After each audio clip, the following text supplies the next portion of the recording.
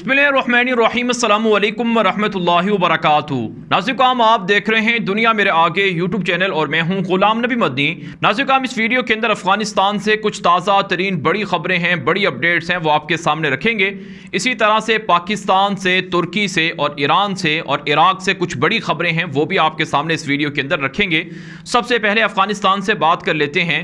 नाज़रीन, अफगानिस्तान के अंदर अफगान तालिबान की शरी सज़ाओं के नताइज आना शुरू हो चुके हैं। जो अफगान तालिबान ने अफगानिस्तान के अंदर इस्लामी निज़ाम कायम किए है और इस्लामी सिस्टम को नाफिज किए है, इसके समरात और इसके नताइज अच्छे आ रहे हैं। एक तो अफगानिस्तान के अंदर अमन व अमान कायम हो चुका है, माशरे के अंदर से जराइम ख़त्म हो रहे हैं, चोरी डकैती ख़त्म हो रहे हैं और इसी तरह से मनशियात फरोशों के ख़िलाफ़, अगवाकारों के ख़िलाफ़, भत्ताखोरों के ख़िलाफ़ और टारगेट किलिंग करने वालों के ख़िलाफ़ तालिबान की सरगर्मियाँ, तालिबान के ऑपरेशन जारी हैं, जिससे तालिबान को काफ़ी फ़ायदे मिल रहे हैं। नाज़रीन, इसी हवाले से ख़बर सामने आ रही है जिससे आपको अंदाज़ा होगा कि कैसा जो नतीजा है वो अफ़गानिस्तान के अंदर शरी सज़ाओं का तालिबान को, अफ़गान अवाम को मिल रहा है। आप जानते हैं 3-4 दिन पहले हेरात के अंदर अफ़गान तालिबान ने बच्चों के अगवा करने वाले अगवाकारों के ख़िलाफ़ ऑपरेशन किया था, जिसके अंदर 4 अगवाकार मारे गए थे और उनकी लाशों को सरेआम हेरात के मुख्तलिफ जगहों पर, चौकों पर लटका दिया गया था ताकि लोग इबरत पकड़ें। यह वाक़या पूरी दुनिया के अंदर नशर हुआ, तालिबान को बुरा भला कहा गया, तालिबान पर तनकीद की गई। लेकिन अब नाज़रीन काम इसका नतीजा ये निकला है कि हेलमंद के अंदर अगवाकार वो बच्चों को अगवा किए हुए थे, उन्होंने बच्चों को आज़ाद छोड़ दिए हैं और आज़ाद छोड़कर वो फ़रार हो गए हैं। यानी उन्हें हेरात के अंदर जब अपने ही तरह के जराइम पेशा लोगों की सज़ाओं का इल्म हुआ तो उन्होंने जो बच्चे अगवा किए हुए थे, जिनके तावान के लिए उन्होंने करोड़ों रुपए का मुतालबा कर रखा था, अब उन बच्चों को उन्होंने बग़ैर तावान के ज़िंदा छोड़ दिया, क्योंकि उन्हें पता था कि अगर वो ज़िंदा नहीं छोड़ेंगे तो तालिबान उनके ख़िलाफ़ ऑपरेशन करके उन्हें भी मार देंगे और सरेआम फांसी पर लटका देंगे, जिसकी वजह से ये उन्होंने बच्चों को छोड़ दिया है। तो इससे आप अंदाज़ा लगा सकते हैं कि कैसे अफ़गानिस्तान के अंदर सज़ाओं के पॉजिटिव नताइज आ रहे हैं। फिर इसी तरह से आप जानते हैं कि जो चोर मोबाइल चोरी करते हुए पकड़े गए, जिन्होंने मुख्तलिफ़ जगहों पर, दुकानों पर चोरियाँ की, उनके मुँह काले करके उनको शहरों के अंदर चक्कर लगाया गया, उनकी सरेआम तशहीर की गई। इसकी वजह से भी लोग डर गए हैं, चोरी और डकैती से बाज आ गए हैं। तो ये वो नताइज हैं जो अफ़गानिस्तान के अंदर शरी सज़ाओं के सामने आ रहे हैं और यही वो हुदूदुल्लाह हैं जिनके बारे में अल्लाह ताला ने कुरान पाक के अंदर हुक्म दिया है कि इनकी पासदारी करनी चाहिए। लेकिन बहुत से मुल्कों के अंदर अगर ये शरी सज़ाएँ नाफिज नहीं हैं तो इस वजह से वहाँ जराइम हैं और जराइम का ख़ात्मा तभी मुमकिन है जब अल्लाह रब्बुल इज़्ज़त के दीन की तरफ पलटा जाए और इस दीन और इस इस्लाम के सिस्टम को अपनाया जाए और अमलन इन सज़ाओं का निफाज किया जाए। यूरोप और मग़रिब तो चाहते ही ये हैं कि माशरे जराइम के हामिल हों ताकि उनके काले धंधे चलते रहें, लेकिन अफ़गानिस्तान के अंदर अब दुनिया के अंदर जराइम से पाक माशरा वजूद में आ रहा है और लोग खुशहाल हैं और लोग पुरसकून ज़िंदगी गुजार रहे हैं। इसके अलावा नाज़रीन एक और बड़ी खबर सामने आ रही है कि काबुल शहर के अंदर अफ़गान तालिबान की जानिब से ऑपरेशन का सिलसिला जारी है। 2 अगवाकारों को गिरफ़्तार किया गया है और उनके मुकदमे को शरई अदालतों की तरफ भेज दिया गया है, जिनको अदालतें शरीयत के मुताबिक फ़ैसला सुनाकर सज़ा देंगी।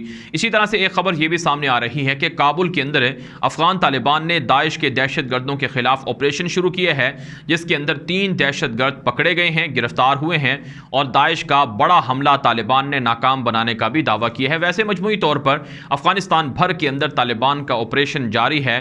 तालिबान के मुजाहिदीन वो नंगरहार के अंदर, जलालाबाद के अंदर दाइश का ख़ात्मा कर रहे हैं। अब तक तालिबान तकरीबन 400 के करीब दाइश के दहशतगर्दों को गिरफ्तार और हलाक कर चुके हैं और अफ़गान तालिबान कमिटमेंट किए हुए हैं कि दाइश को मुकम्मल तौर पर अफ़गानिस्तान से पाक किया जाएगा, जड़ से उखाड़ा जाएगा, दाइश का खात्मा कर दिया जाएगा। आप जानते हैं दाइश को अमेरिका, भारत और दीगर मुल्कों से सपोर्ट हासिल है।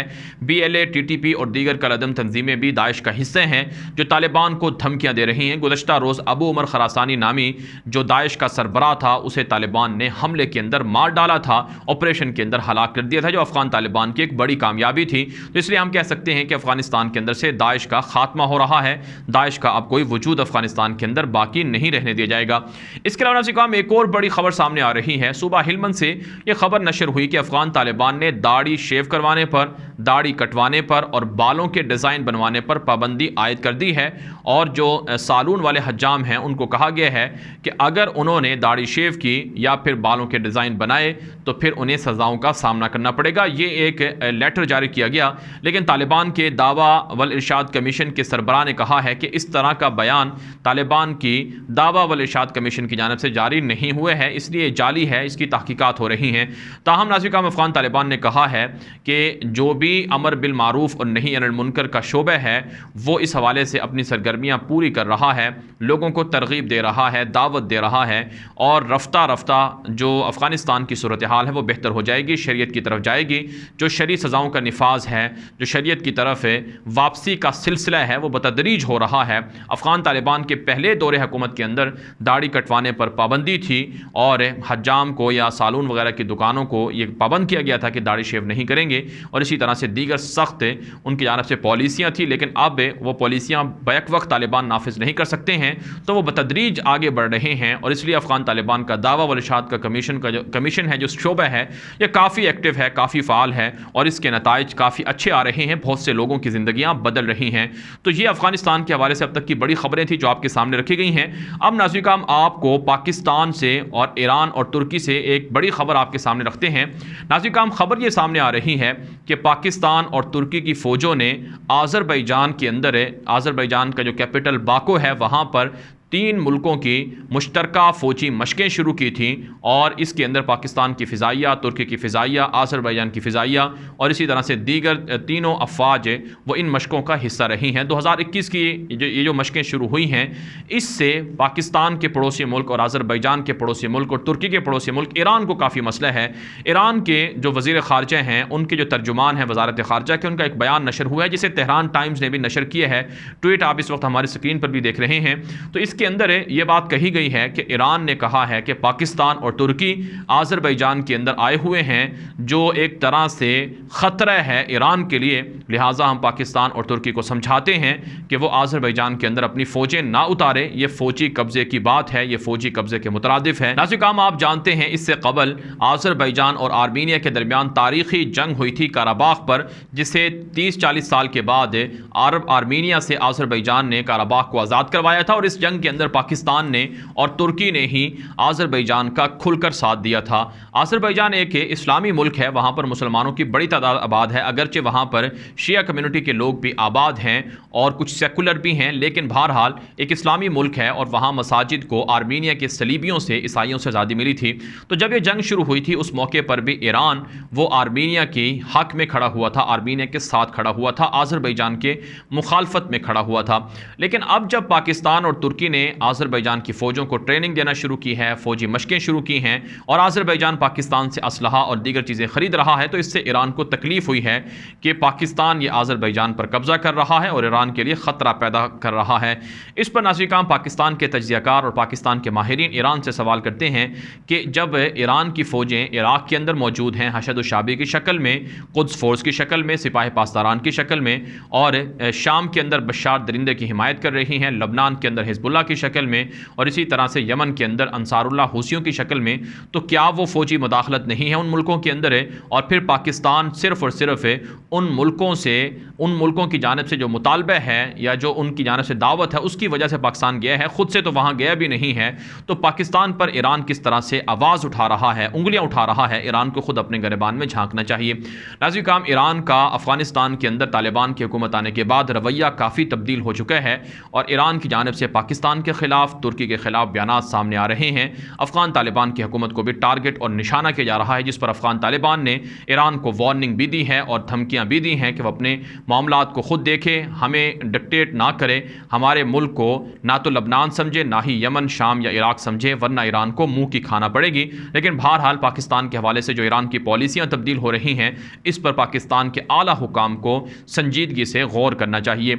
इसके अलावा नाज़रीन एक और ख़बर यह भी सामने आ रही है कि पाकिस्तान के अंदर जो लिवाए ज़ैनबियून का एक दहशतगर्द है कराची से गिरफ़्तार हुआ है। बाकायदा इसकी प्रेस रिलीज़ भी जारी की गई है। कराची CTD जो पाकिस्तान का एक पुलिस का एक इदारा है, उसकी जानिब से गिरफ़्तारी अमल में आई है कि लिवाए ज़ैनबियून का ख़तरनाक दहशतगर्द पाकिस्तान के अंदर ये फ़िरका वाराना कार्रवाइयों में मुलव्वस रहा है, उलमाए किराम की टारगेट किलिंग करता रहा है और इसने जो पड़ोसी मुल्क ईरान है वहाँ से 2014 में तरबियत भी ली और दीगर दहशतगर्दों को भी वहाँ से तरबियत दिलवाई। तो इससे आप अंदाज़ा लगा सकते हैं कि किस तरह से ईरान पाकिस्तान के अंदर फ़िरका वाराना फसादात और इसी तरह से जो पाकिस्तान के अंदर उलमाए किराम हैं, मशहूर शख्सियात हैं, उनकी टारगेट किलिंग के लिए लिवाए ज़ैनबियून के नाम से जो ब्रिगेड है इसके दहशतगर्दों को इस्तेमाल कर रहा है। इस पर पाकिस्तान की फोर्सेस, पाकिस्तान के इदारे, पाकिस्तान की एजेंसियाँ काफ़ी एक्टिव हो चुकी हैं। ईरान का बॉर्डर इसीलिए पाकिस्तान की जानिब से सिक्योर किया जा रहा है। एक और बड़ी खबर है कि इराक भी पाकिस्तान से राबते तेज़ कर चुके हैं। इराक की जानिब से पाकिस्तान से ना सिर्फ JF-17 तैयारे ख़रीदने की हामी भरी गई है बल्कि दीगर मिसाइल भी पाकिस्तान से ख़रीदने की रजामंदी जाहिर की गई है। इराकी वज़ीर आज़म मुस्तफ़ा कासमी ने पाकिस्तान के प्राइम मिनिस्टर को फ़ोन भी किए हैं और पाकिस्तान के वज़ीर ख़ारजा इराक का विज़िट भी कर चुके हैं। बाहमी तौर पर राबते तेज़ हो रहे हैं। इराक के अंदर चाइना की भी इन्वेस्टमेंट है, तो इस एतबार से चाइना, पाकिस्तान इराक के अंदर एक्टिव रोल प्ले कर रहे हैं, जिससे ईरान को काफ़ी मसला है। ईरान ने कहा है कि इराक के अंदर पाकिस्तान को आने का कोई हक नहीं है। लेकिन अब दुनिया के अंदर हालात बदल रहे हैं, मंजरनामे तब्दील हो रहे हैं, दुश्मन दोस्त बन रहे हैं, दोस्त दुश्मन बन रहे हैं। लिहाजा पाकिस्तान को इस हवाले से अफ़गान तालिबान के साथ मिलकर, चाइना, तुर्की के साथ मिलकर काफ़ी एक्टिव रोल प्ले करना चाहिए उम्मत मुस्लिमा के इत्तेहाद के लिए और मुसलमानों के मसाइल के लिए। और ईरान को चाहिए कि वो प्रॉक्सी वार बंद कर दे और प्रॉक्सी वार की बजाय वो मुसलमान मुल्कों के साथ बाहमी एहतराम के ताल्लुकात रखे। भारत नाज़रीन का इस वीडियो के हवाले से जो आपकी राय हो कमेंट के जरिए से, व्हाट्सएप के जरिए से और मैसेजेस के जरिए से हम तक लाजमी पहुंचाएं। मज़ीद खबरों के लिए आप हमारे ट्विटर अकाउंट को भी फॉलो कर सकते हैं। अब तक के लिए इतना ही इजाज़त दीजिए। अस्सलामु अलैकुम व रहमतुल्लाहि व बरकातुहू।